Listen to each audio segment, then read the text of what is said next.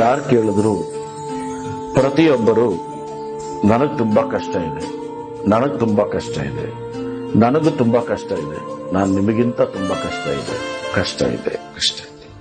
ರಾಘವೇಂದ್ರ ಸ್ವಾಮಿಯವರ ಮನೆಯಲ್ಲಿ ತುಂಬಾ ಕಡು ಬಡತನ. ಬಹುಶಃ ಅವರಿಗೆ ನೀರು ಕುಡಿಯೋಕ್ಕೂ ಕೆಳಗಡೆ ಲೋಟ ತೂಟ ಆಗಿದ್ದಂತ ಸಂದರ್ಭದಲ್ಲಿ ಲೋಟದಲ್ಲಿ ನೀರು ತುಂಬಿಕೊಂಡು ಕೈಲಿ ಹಿಡ್ಕೊಂಡು ಕೆಳಗಡೆ ನೀರು ಕುಡಿತಿದ್ರು. ದೀಪಕ್ಕೆ ಎಣ್ಣೆ ತರ್ಲಿಕ್ಕೂ ತುಂಬಾ ಕಷ್ಟ ಇರೋ ಸಂದರ್ಭದಲ್ಲಿ ಓದ್ಬೇಕಲ್ಲ ಅವರು. ದೀಪಕ್ಕೆ ಎಣ್ಣೆ ಖಾಲಿ ಆಗ್ತಾ ಇದೆ ಅಂದಾಗ ಒಣಗಿರೋ ಎಲೆಗಳನ್ನೆಲ್ಲ ತಂದು ಗುಡ್ಡೆ ಹಾಕೊಂಡು ಎಲೆ ಹಚ್ಚಿ ಆ ಬೆಳಕಲ್ಲಿ ಓದ್ತಿದ್ದಂತ ರಾಘವೇಂದ್ರ ಸ್ವಾಮಿ. 2 ಜೊತೆ ಬಟ್ಟೆ, ಒಂದು ಹೊಕ್ಕೊಳ್ಳೋದು, ಒಂದು ಹಾಕೊಳ್ಳೋದು. ಅವ್ರು ಯಾವತ್ತೂ ಕಷ್ಟ ಅಂತ ಹೇಳಲಿಲ್ಲ. ನಿಮ್ಗೊಂದಲ್ಲ ಒಂದಿನ ಒಳಿತಾಗ್ತದೆ. ಒಳಿತಾಗ್ಬೇಕು ಅಂತ ಅಂದ್ರೆ ಕಷ್ಟಗಳು ಬಂದಾಗ ಧೈರ್ಯದಿಂದ ಎದುರಿಸಬೇಕು ಅನ್ನೋ ಗುಣ ಇರಲಿ.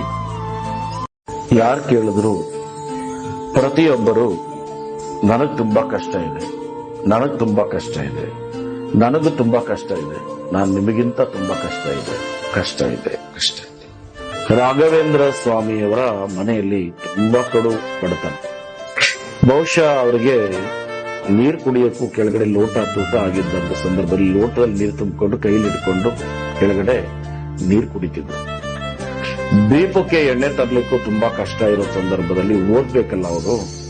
ದೀಪಕ್ಕೆ ಎಣ್ಣೆ ಖಾಲಿ ಆಗ್ತಾ ಇದೆ ಅಂದಾಗ ಒಣಗಿರೋ ಎಲೆಗಳನ್ನೆಲ್ಲ ತಂದು ಗುಡ್ಡೆ ಹಾಕೊಂಡು ಎಲೆ ಹಚ್ಚಿ ಆ ಬೆಳಕಲ್ಲಿ ಓದ್ತಿದ್ದಂತ ರಾಘವೇಂದ್ರ ಸ್ವಾಮಿ.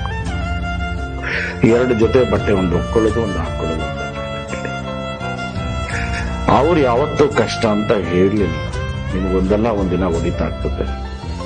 ಒಳಿತಾಗ್ಬೇಕು ಅಂತ ಅಂದ್ರೆ ಕಷ್ಟಗಳು ಬಂದಾಗ ಧೈರ್ಯದಿಂದ ಎದುರಿಸಬೇಕು ಅನ್ನೋ ಗುಣ ಇರಲಿ.